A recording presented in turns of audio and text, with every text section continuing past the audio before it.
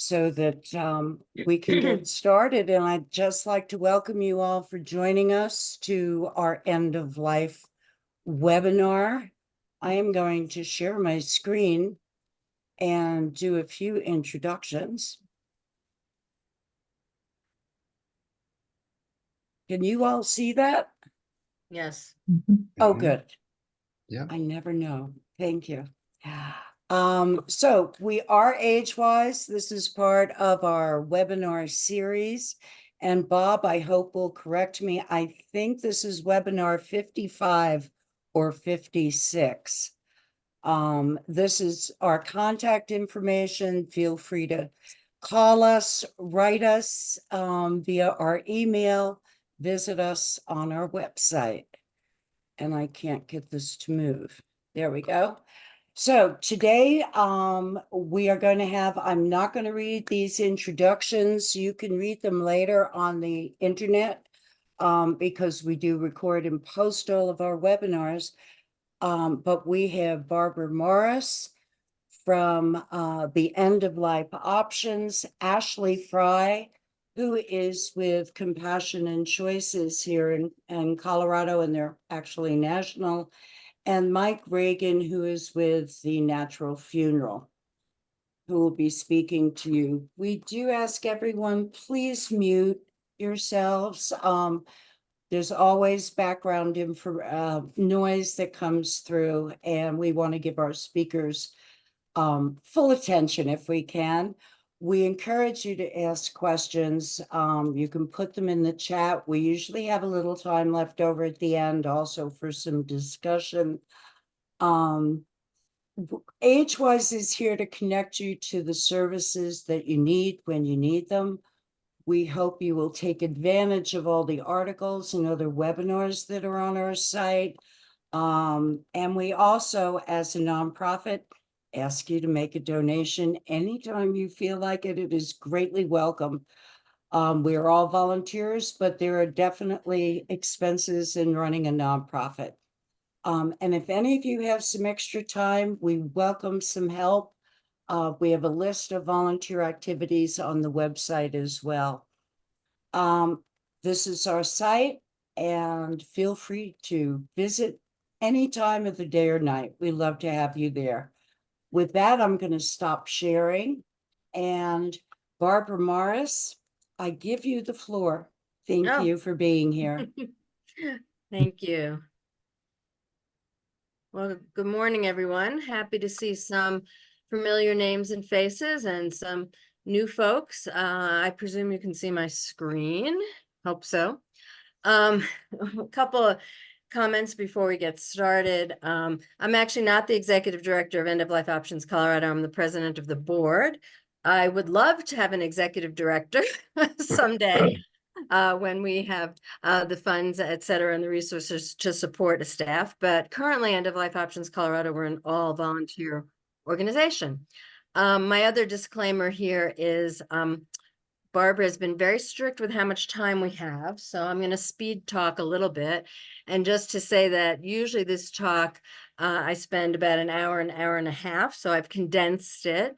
But I invite you to put your questions in the chat. And for those of you who are interested in many more details about some of these topics, please be in touch with us and we can certainly elaborate on those as need be. So what I'm going to go through pretty quickly is just a little bit about our organization, talk about what choices we do have in Colorado, talk about our state statute and the new law, which many of you have helped with and heard about.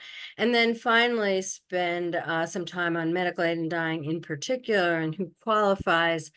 I won't have time to go into the actual details as much as I like to, but that's an area that you can certainly ask us about if you have more questions. So End of Life Options Colorado, you can read this, but to emphasize that we are a statewide nonprofit, we incorporated about a year and a half ago. Our mission is education and access. Education and access, that's what I want to say. So we want to make sure that all Coloradans understand what their choices are as they reach end of life and how to access those choices. And I also want to emphasize that education and access goes for the public, as it says in our statement, but also for healthcare professionals and medical providers. And we spend a lot of time coaching and mentoring and making sure that our colleagues have the skills and the tools they need to help Coloradans. So in Colorado, and I think a lot of this will be familiar to many of you, but just as a reminder, as with most states in the United States, all of these except medical and aid and dying are available. So if you have a terminal illness or a terrible chronic illness, of course, you have the choice to continue all medical treatments. You also have the choice to stop or decrease life-sustaining medical treatments. We have palliative care in many settings, inpatient, ambulatory, in facilities. And palliative care is a companion program, a companion approach to those patients facing not only terminal illness, but complex chronic illness. And one thing to note about palliative care, of course, is that you can continue with all your other medical treatments, chemotherapy, radiation therapy, surgery, et cetera, and still have palliative care approach to help with your symptom management. Many of you, I'm sure, are aware of our hospice programs in Colorado. We have many different types of hospices in Colorado, profit, not-for-profit, big and small. And of course, I think you know that hospice is reserved for those patients who have a terminal illness, who have a prognosis of less than 6 months, and who have decided that they no longer want any life-sustaining treatments or chemotherapy or radiation therapy. Mike, you might smile about natural death on here. This is always on our list. It's a phrase people use. I think it has different meanings for different people, but I think it implies when patients have decided to not intervene and to, so to speak, let their illness take its course. Palliative sedation may be a phrase that you're not aware of. It's used, I would say, more rarely. This is a situation where if a patient's symptoms, particularly pain, are so overwhelming that they cannot be controlled with the usual hospice medications, some patients decide that they would rather be essentially asleep or very sleepy rather than have to suffer the pain, and they're willing to accept the side effect of some medications being sedated to help control their symptoms. So this is a tool that on occasion hospice will use. And then I think Ashley's probably going to talk a little bit more about voluntary stopping of eating and drinking, VSED for short. Some of you, of course, are aware of this as well. For some patients who, for whatever reason, are not appropriate for things like medical aid and dying, voluntary stopping of eating and drinking is a tool and a process that's being used a little bit more, I think. This has to be done with a team and family that's really committed because it can be somewhat challenging, but it can be the right choice for some people. And then, of course, medical aid and dying, which we'll talk about in a little more detail. In Colorado, our statute's been in effect since 2017. We're one of now 12 locations in the United States, jurisdictions where medical aid and dying is legal. The most recent one was added just this week in Delaware, I think actually yesterday. So where can patients receive end-of-life care? This is actually sometimes more complex than we would think. So first of all, the where is also the who and the how, I guess. So first of all, and I feel like this is one's first choice, is your own care team. Your primary care provider in collaboration with your specialist. That's your ologist, your pulmonologist, your oncologist, your cardiologist. These are the folks we would hope would be the folks continuing with you through the challenges of a terminal illness, whatever your choices might be, and through to whatever choices you make towards the end of life. Palliative care is additional to the care team, or becomes part of the care team, I should say. And it's really in collaboration, working together on whatever choices you've made for your treatment. And the palliative care specialists are able to help complement your care, to offer a lot of support in terms of symptom management. So it's not an either or. You can have palliative care very involved in your care, but still be seeing your primary care, your specialists, and hopefully everybody's communicating and working together. Hospice care, I think you're familiar with. Sometimes there's a lot of confusion about, people will say, I'm going into hospice care, and what does that mean? The majority of hospice care currently is actually home hospice care. And what that means is that your hospice team is providing services, medications, equipment, support in your home, usually with the help of your family and your loved ones. On rare occasion, when symptoms cannot be controlled at home, patients do spend some time at the very end of life in inpatient settings for hospice. And those can be either in hospice care centers that a hospice program may have independently, or they can be in a contracted situation with a skilled nursing facility where end-of-life care can be done. And then hospice care is, these really aren't two separate things, but just a reminder, this is always in collaboration with specialists, and particularly as one moves through these choices about end-of-life care and terminal illness with dire prognoses, it can be in collaboration with those specialists who really are focusing on end-of-life care and who are able to help patients work through the process of medical aid in dying. For some complex reasons related to Medicare and insurance reimbursement, most hospices, although not all, are not currently allowing their medical directors or staff to be the direct prescribers for medical aid in dying, but are collaborating with those folks who can help. So as with many things in life and in healthcare, end-of-life care, it really takes a village. And I think that's very important to remember. A brief word about restricted settings of care, because I think this question comes up quite a bit. Our statute, as I think most do, allow health systems to opt out of providing medical aid in dying on their premises, or they can opt out. Some systems have chosen to opt out completely and prevent their providers from participating in any way. And there is some work going on in the state right now with a new law that will go into effect in August and this fall, which assures that health systems will have to notify in a more public way if they are opting out of medical aid in dying. Currently, they do have to notify patients, but it's been in kind of a hidden way where it's been in the consent to treatment, which is, if any of you have recently been at the doctor or the hospital, you know that's kind of a long document. Mostly people just see the bottom of it and sign. So we're trying to make it more obvious to patients and their families whether their health systems and or doctors are opting out of medical aid and dying in particular. Hospice organizations, as I've mentioned, have a variety of policies as regards medical aid and dying, and there will be a lot more to come about that in the future. And federally qualified health centers I mentioned because they do receive a lot of their funding from the government.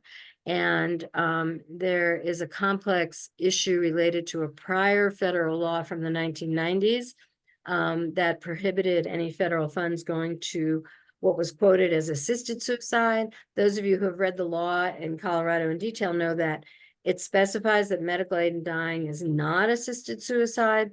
However, there's still been a lot of legal debate back and forth, and for that reason, some of these settings have been very, very cautious about allowing their practitioners to participate for fear of having other issues related to their funding stream from the federal government.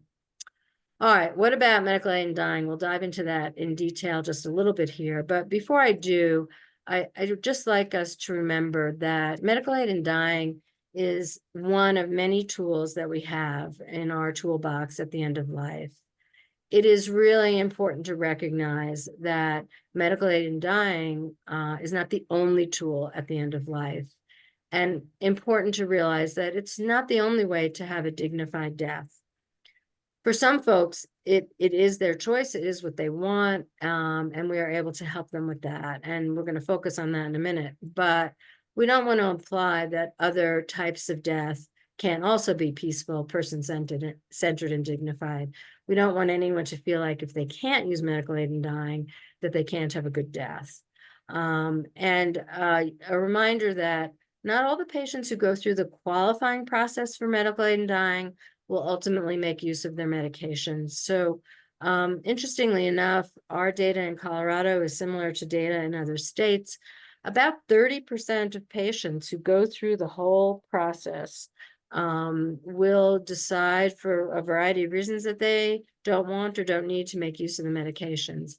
But what we hear from these patients and their families is that going through the process has been very important to them. It helps them feel very secure that that option will exist if they need it. And so we think that that's very important. So the End of Life Options Act provided for immunity for those acting in good faith. It allows for healthcare providers to decline to participate. A healthcare facility can prohibit their physicians from writing prescriptions. As I mentioned, there does need to be notification. And the Act also indicates that healthcare providers who are unable or unwilling to participate have a duty to assist with transfer of records and helping patients find the care they're looking for. These are the updates from the law that was just signed by Governor Polis a few weeks ago. It will go into effect on August 7th. Kind of quickly running through these. The waiting period was shortened to 7 days from 15 days, and we think that's a really advantage for patients, also with a waiver if the patients are suffering and not expected to survive for the 7 days. Also passed was adding advanced practice registered nurses to the group of providers who are able to act as either attending or consulting providers. Again, this will help greatly with access, particularly for our Coloradans who live in rural areas of the state where we don't necessarily have physicians who've been able or willing to participate in the process. We did ask that the legislature consider dropping the residency requirement. They were not willing to do that. That did not pass. You still have to be a Colorado resident to make use of medical aid in dying in Colorado. And Governor Polis did sign in June, just a couple of weeks ago. Boy, this is a busy slide. I always hate when people say that, but I'll try to make it easy to understand. But this is kind of the gist of what it means to go through the process of medical aid in dying in Colorado. You have to be 18. You have to have a terminal illness with an expected prognosis of less than 6 months. You have to have decisional capacity. We'll talk about that in just a minute. You have to be able to self-administer and be a resident of the state. The process requires not 1, not 2, but 3 requests. 2 of those requests have to be verbal, and those go to the attending provider. Now, at this time, 15 days apart, in the future, 7 days. The 3rd request has to be in writing, and there's no particular time frame for that. The evaluation by the attending physician has to be confirmed by the consulting or the attending provider and then the consulting provider. And if there's any question by either of those about the decisional capacity of the patient, then a mental health evaluation has to be done. And then when all of these steps are completed, a prescription can be written to a compounding pharmacy. I would suggest to you that, at least in my practice, this is just really the beginning of the process, because this is all the important qualifications. It's the way we follow the law, but then we have to turn to best practice and the art of medicine. So just reminders at the bottom here, it's the patient and only the patient who makes this decision. There is no requirement to take the medication, even if the prescription is filled. And the death certificate does not mention medical aid in dying. The cause of death, of course, is the terminal illness. So just a word about evidence-based practice. I think this is where the law and the art of medicine and the science of medicine all come together. I cannot speak for all of my colleagues, but I think most of us follow this kind of paradigm, assessing patients carefully, determination of not just these check boxes for the qualifications, but also the appropriateness of medical aid in dying. Hospice enrollment is not required by the state statute and the law.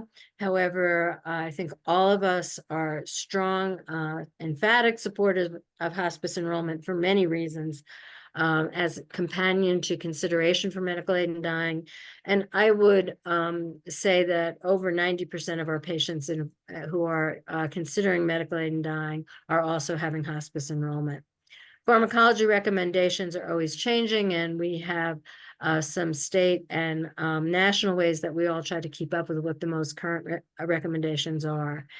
And then very important, I think, that clinicians involved, even if we've gone through all the process, that we are continuing to stay in touch with our patients, doing assessments right up until the day of ingestion, and making sure that everyone is communicating, collaboration about with all the members of the care team. I can't emphasize this enough. Planning again, understanding how things are going to go is critical to things being peaceful and smooth on the day of death.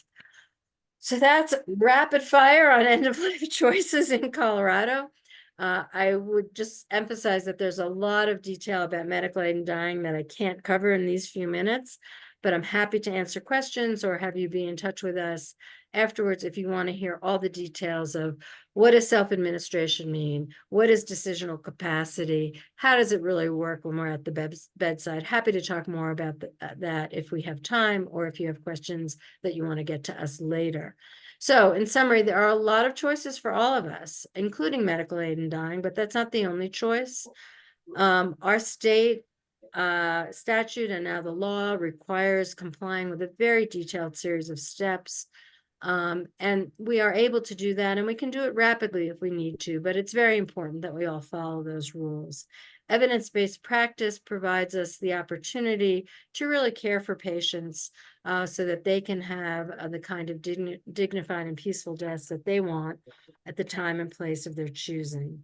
And just as a reminder, and we're still working on these issues, there continue to be barriers to accessing medical aid and dying for Coloradans, based in somewhat on geography and also the restricted settings that I've mentioned. Thank you. Barbara, thank you so much. That was so comprehensive and you got a lot in. Let's move right on to Ashley though, and learn from you, Ashley, what you have to share on some of these issues.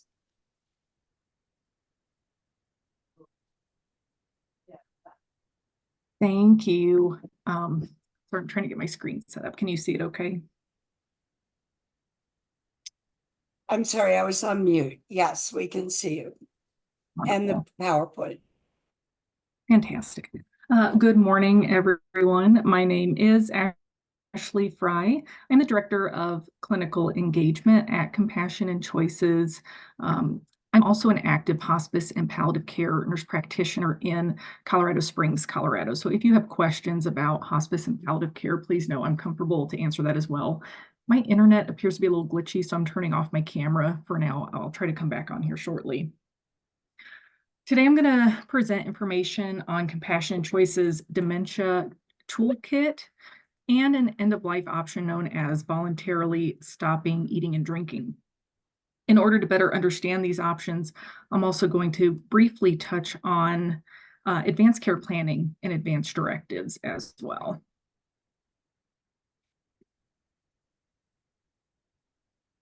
Compassion and Choices is the nation's oldest, largest, and most active nonprofit, working to improve care, expand options, and empower everyone to chart their end-of-life journey.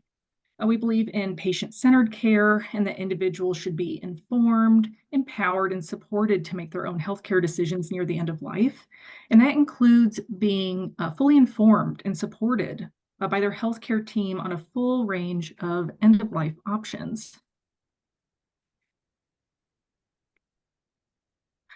To help better understand some of the resources and options available that I'm going to be talking about later in this piece of this presentation, it's important to familiarize yourself with advanced care planning and advanced directives. So I'm going to start by briefly talking about these topics. Advanced care planning is the process of communication between patients, their healthcare providers, family and loved ones regarding health-related problems and needs and preferences for future care. Simply, it is discussing and preparing for future decisions about medical care. These should be meaningful conversations with loved ones, particularly those who will be making medical decisions for an individual if they cannot speak on behalf of themselves. So it's important to share this information with the medical team as well, so that they can help facilitate conversations about end-of-life care when needed and to do their best to honor patients' wishes. When we write preferences down on legally recognized documents, then we are talking about advance directives, which can include a living will or a medical decision maker form. The Colorado MOST form, which stands for Medical Orders for Scope of Treatment, may also be used in the advanced care planning process. The MOST form is technically a medical order that's written by a doctor, a nurse practitioner, or a physician assistant, and it's designed for seriously ill, elderly, or frail adults, and it outlines what types of life-sustaining treatments they would or would not want. So an individual can choose to complete advanced directives as part of their advanced care planning process.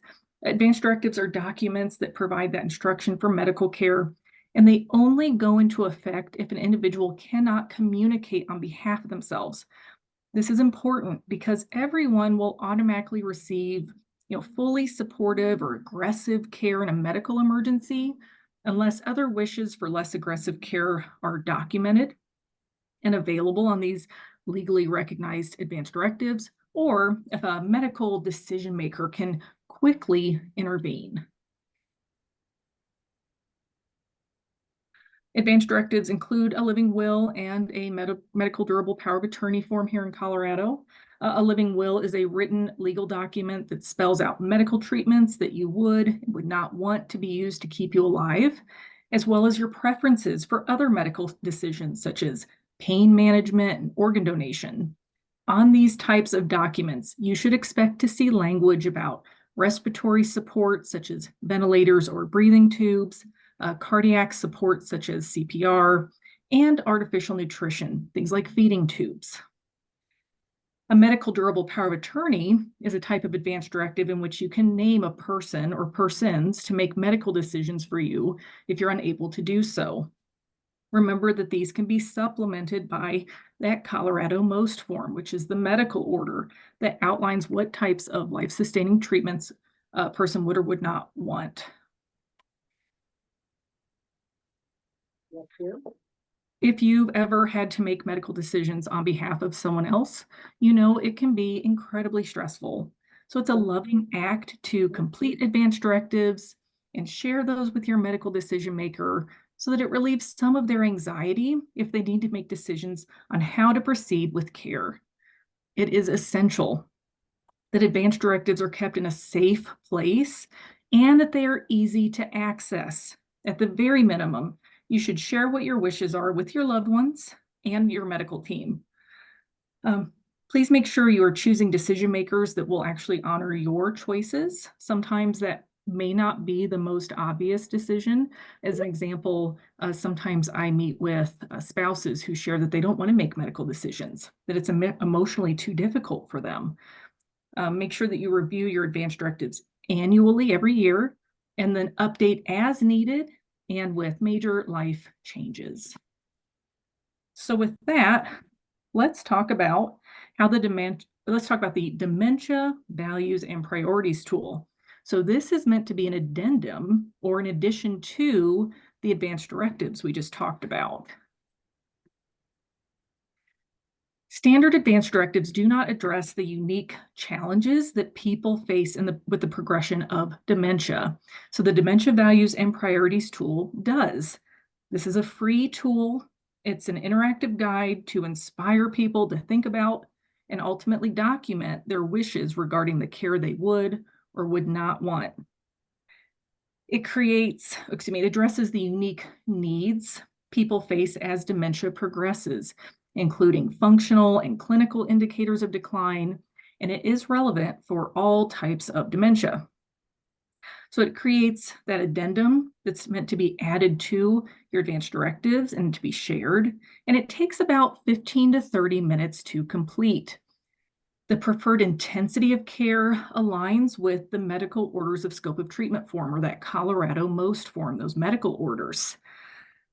This helps patients and providers read and understand the tool. So it's developed by clinicians, and we had input from the community and priority population focus groups, specifically dementia-related focus groups. And it provides clarity to medical decision makers, loved ones, and the healthcare team. Most of all, it promotes conversation about what matters most. Again, this is a free, confidential addendum that addresses signs and symptoms that we commonly see with the progression of dementia, and it empowers people to document what they would want in various situations. This form is designed to be attached to those other advanced directives. So as we get older, we may face multiple underlying chronic and potentially life-threatening illnesses at any given time. Think about individuals who maybe have heart disease, lung disease, liver disease, kidney disease. Dementia on its own can be it is a progressive illness and can be the primary disease that makes an individual terminally ill. That is to say that the complications related to dementia, things like recurrent aspiration pneumonia, or the disease process itself will lead to death. So with respect to the changes in cognitive function that we see with dementia, it is of utmost importance that people evaluate their values and wishes for healthcare with respect to the signs and symptoms that we see with advancing dementia, and document what we would want for care in those various situations. This tool can be found on the Compassion and Choices website under resources.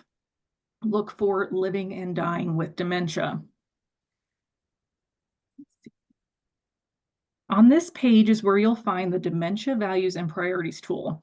I've also put the QR link for the code on the left side of your screen. That will also take you directly to the tool. In order to plan and make decisions about future care, it's important to understand the information being provided, especially when you consider all the different terms that are commonly used. So as the tool starts, we begin by not only asking thought-provoking questions, but by providing this kind of important information.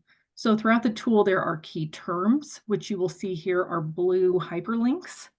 When the blue hyperlink is clicked, then it goes to a short video, usually lasts not more than 20 seconds, and it explains terms in plain language.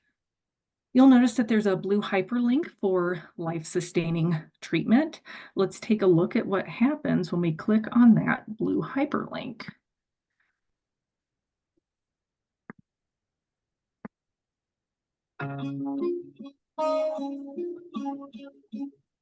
Life-sustaining treatments. These are treatments that are provided with the intent of keeping an individual alive.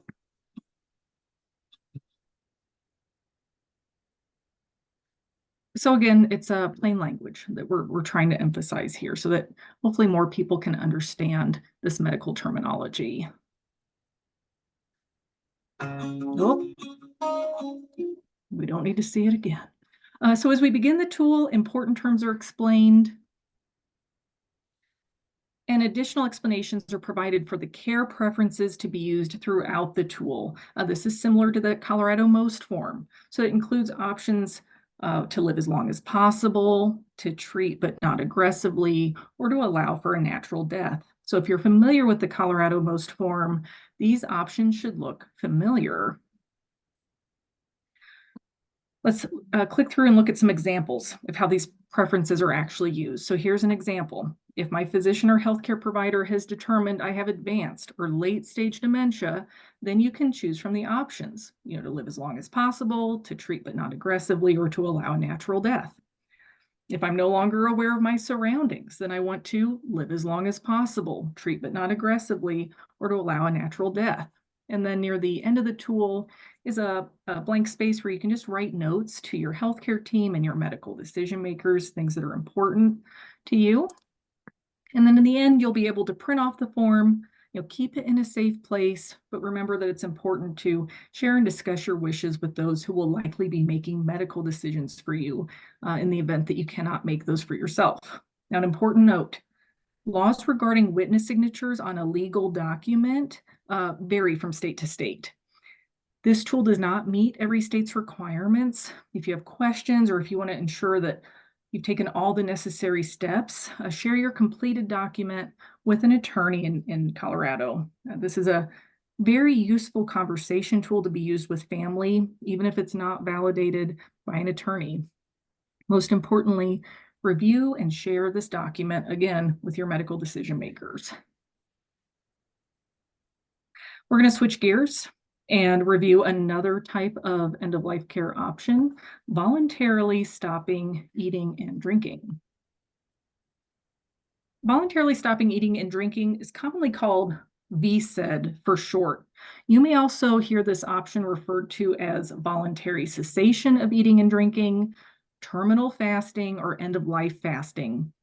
And it's when a mentally capable individual decides to control their own dying by making a conscious decision to refuse foods and fluids of any kind, including artificial hydration and nutrition, and they do this in order to advance the time of their death. What is important to know is that this is a legal option in all 50 states. So even if an individual lives in a state where they don't have access to medical aid in dying, but they do want more autonomy or decision-making in that dying process, patients do have access to this option of VSED.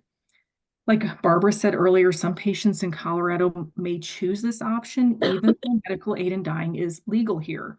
So as an example, someone who is mentally capable of making their own medical decisions, but physically unable to self-administer medical aid and dying medications may wish to consider this option since they would not be eligible for medical aid in dying.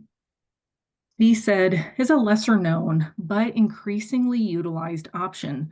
We are hearing it talked about more and more in healthcare and by individuals who want to learn about all of their end-of-life options.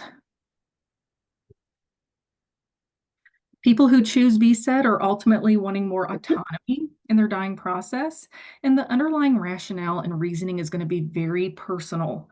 If an individual expresses interest in this option, their healthcare team should explore that request in order to offer support, education, and additional resources. So who chooses VSED? We may see individuals inquire about VSED who are terminally ill. Others may have a non-time specific prognosis, someone with a known progressive illness, for example, whose life expectancy may be a little unclear at the moment. Individuals who have difficulty swallowing, those who have gastrointestinal obstructions or an inability to process medications, those with early to moderate stages of dementia. These are examples of types of people that may inquire about VSED. Like any other healthcare option, we should be listening to gain clarity about the reasoning for the request, help people to understand their options, and provide them with education and resources to make informed decisions. And just like with other options and disease processes, the process of completing VSED looks different from person to person. The time it takes to complete VSED will vary based on things like underlying health conditions, and if someone chooses to sneak or sip on fluids. So it can take anywhere from 5 days. I've had patients last almost 3 weeks in this process before they die. There are symptoms to be managed through the VSED process.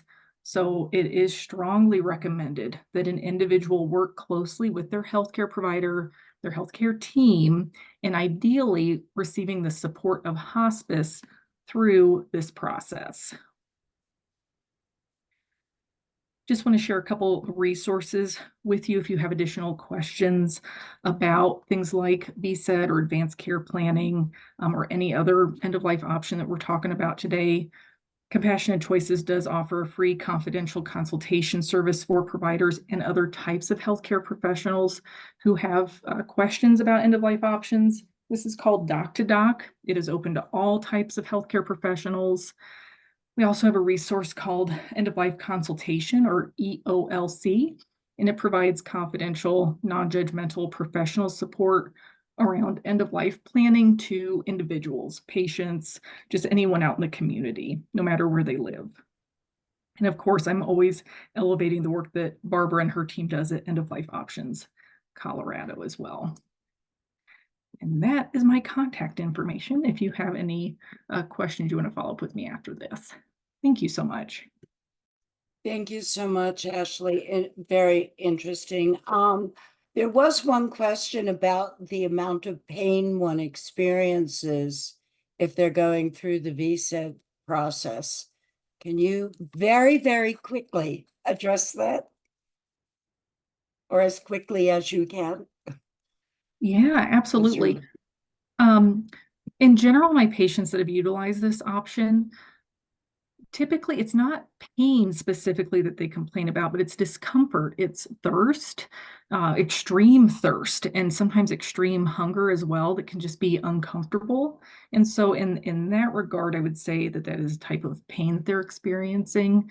Other symptoms, though, that we may see include anxiety, agitation, restlessness, and that's where partnering with a hospice can be particularly helpful in helping to manage those symptoms. Thank you. With that, let's move on to Mike. And Ashley, if you stop your screen share, that would help Mike get up. Thank you. Mike? Sorry, Barbara. My internet There you froze go. there for a second. Great. Thank you. Thank I lost you. you for just a minute. Yeah. Okay, wonderful. So I have a few slides to share as well, but I'll just start by just sort of introducing what I'm going to cover. Again, I'm Mike Reagan, and I'm the CEO at The Natural Funeral. We are we have 2 funeral homes in Lafayette and up in Larimer County as well in Loveland. But we serve not just the Boulder and Larimer counties, but we serve the entire state of Colorado. And 20% of the families that we serve actually come from out of state. And they come to us because of the unique end-of-life disposition options that we offer. Let me go ahead and launch my screen here.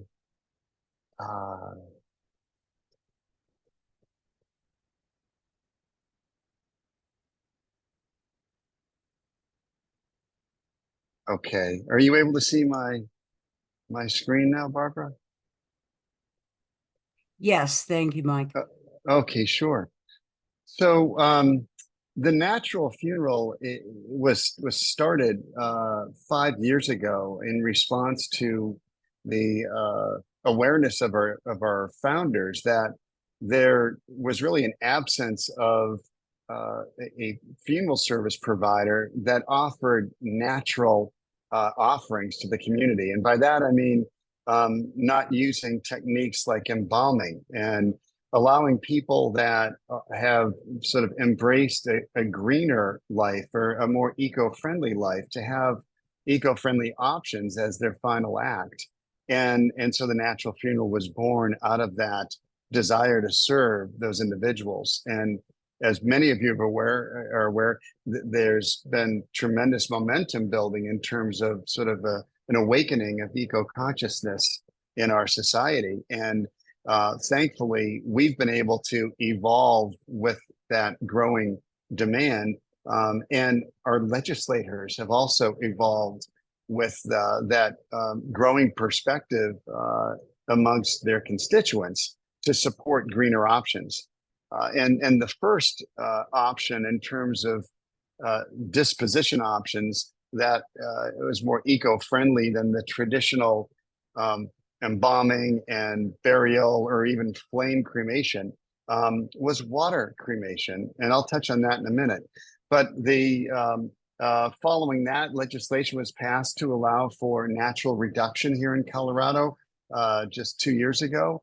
And since then, we have performed over 100 terramation processes. And we also offer green burial as well. And I'll touch on the details in terms of what constitutes a green burial in just a minute. But I want to start with our most popular option, the disposition options more and more people are turning to. And that's a process called terramation, or as most states, there are 12 states now in which termination is legal. And for most of those states, they define it as natural organic reduction. Our laws here in Colorado refer to it as natural reduction. But it's a process by which a decedent or person that's passed away is laid in a vessel on top of natural ingredients such as straw and alfalfa and wood chips.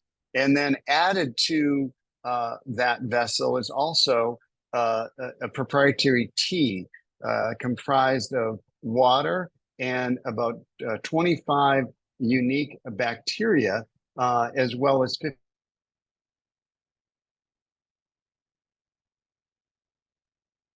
of a human body. Yep. Oh, I'm sorry, you just froze up for a minute. Might have been my computer, excuse me. Oh, no, that's okay. So here, let me go to the next slide here. This is an image of the vessel I was just referring to.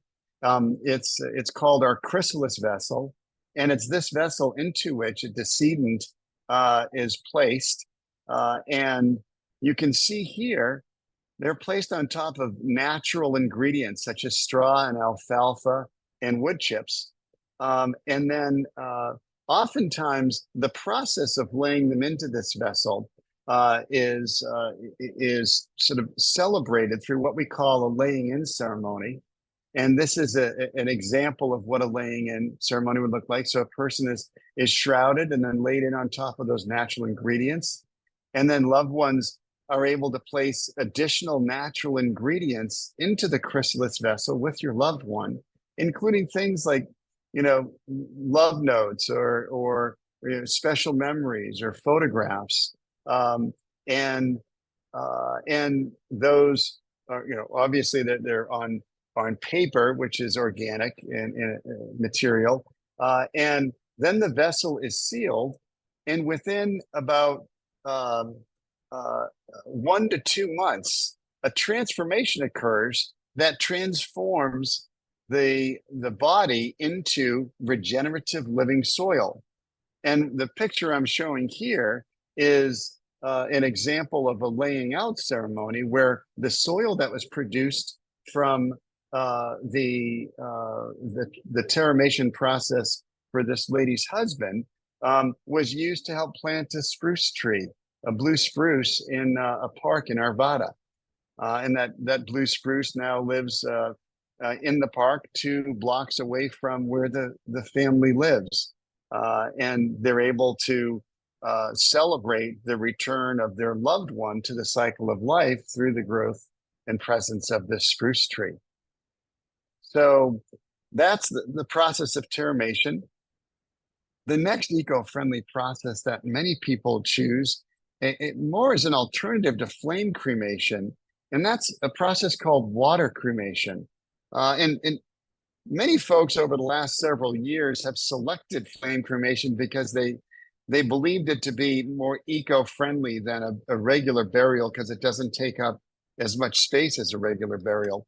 And but the reality is it takes about as much energy to fire up a flame cremation retort to complete a flame cremation process as it does to drive between 500 and 1,000 miles in your car. So it's not that eco-friendly. Water cremation is a process by which a decedent is placed in a vessel, and this is the vessel that we use. And added to that vessel is about 12 gallons of water, and then natural ingredients, including potassium hydroxide, which is a very high alkaline compound, and denatured alcohol.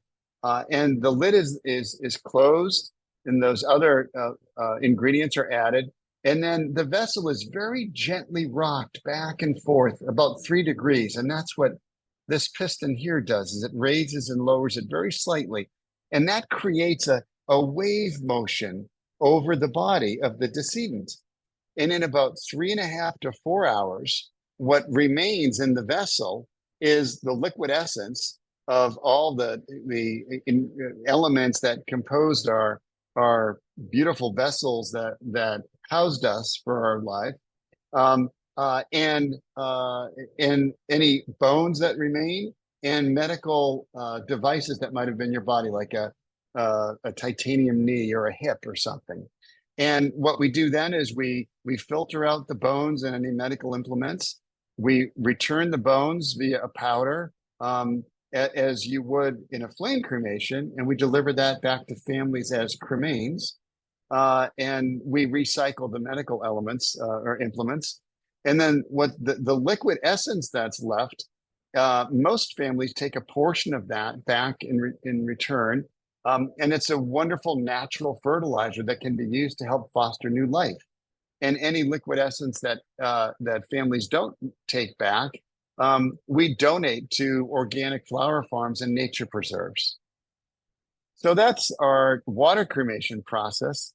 And then next is the green burial process. This is where a person can be buried as for generations we've done with loved ones, but there's no embalming involved. There's if there is a casket, it's a natural ingredient casket, such as a pure pine casket that will naturally return to the cycle of life and feed the soil in which it's buried. And there are several cemeteries in Colorado that allow for green burials. We've had, gosh, north of 50 people that have taken advantage of the green burial section in the Lyons Cemetery in Lyons, Colorado. And we've done many other burials in other cemeteries as well that allow for green burial. So there's no vault, there's no lead-lined casket. This is a very simple burial process. And here we show a wicker carrier and a person that's been shrouded and covered with flowers and other natural ingredients and maybe notes of loved ones and so on.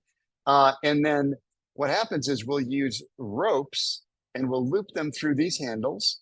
We'll remove these boards and we'll lower the decedent down into the grave with these natural elements of the carrier and the shroud that the decedent is wrapped in. And then we cover the grave back up with dirt, and the natural process of transformation into the earth and to foster new life begins. And I was asked to talk about these different end-of-life options that we have. And I think, am I on time here, Barbara? That kind of wraps up what I wanted to share today. A lot of people have a lot of questions about this. We have our care center in Arvada where we perform our water cremation and terramation, and we offer an open house tour at 1 o'clock the last Friday of every month for anyone that's interested in learning more about these eco-friendly disposition options. Another way to ensure that your final gift is a green one in terms of what you do with your body after you leave it, is to plan ahead. And we have on our homepage, on our website, which is thenaturalfuneral.com, we have a button right here that says plan ahead.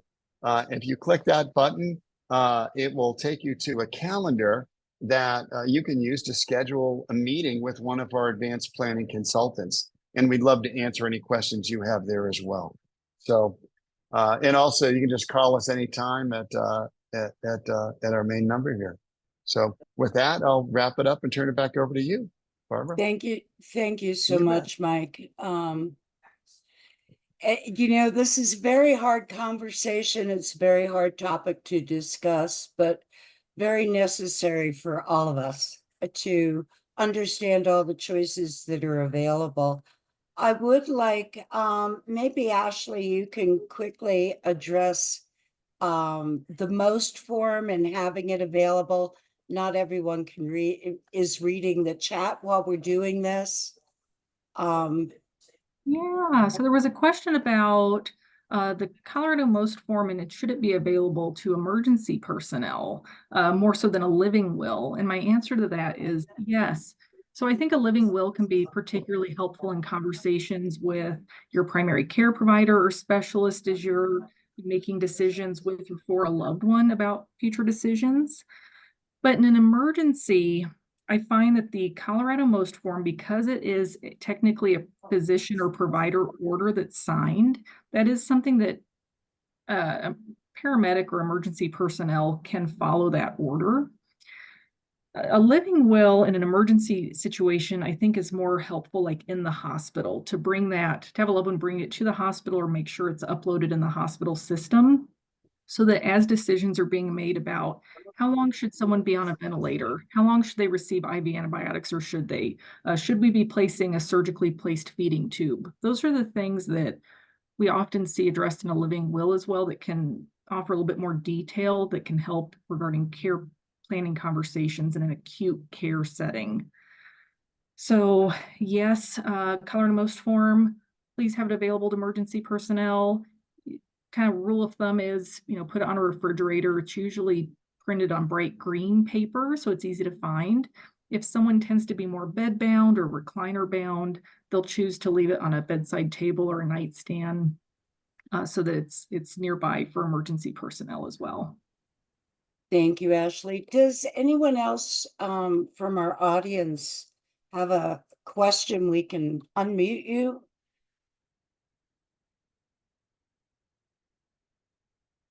I'm not seeing hands raised or anything else in the chat. Again, to our speakers, I really appreciate your time and your wealth of information. We will post this on the website for anyone to look at it at any time. It takes us a few days to get it edited, to get the bleeps out. But you can view it at your leisure or share it with others. And if no one else has any questions, I'd say have a good afternoon, stay cool, and thank you all for attending. Thank you, Take Barbara. care. Bye. Bye. Thanks, Barbara. Nice job. Thank Bye-bye. you. Bye.